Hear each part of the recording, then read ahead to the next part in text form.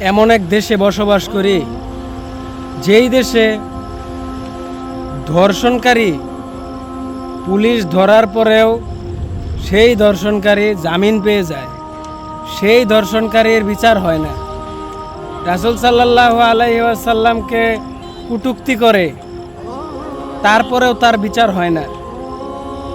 তো এই দেশে অন্তত ধর্ষক, যে ধর্ষক তার মৃত্যুদণ্ড এবং রাসূল সাল্লাল্লাহু আলাইহি সাল্লামকে যারা কটূক্তি করল তাদের মৃত্যুদণ্ড কার্যকর করা হোক এবং সেইটা জনসম্মুখে শাহবাগ চত্বরে মাইকিং করে তারপরে সেই মৃত্যুদণ্ড কার্যকর করা হোক।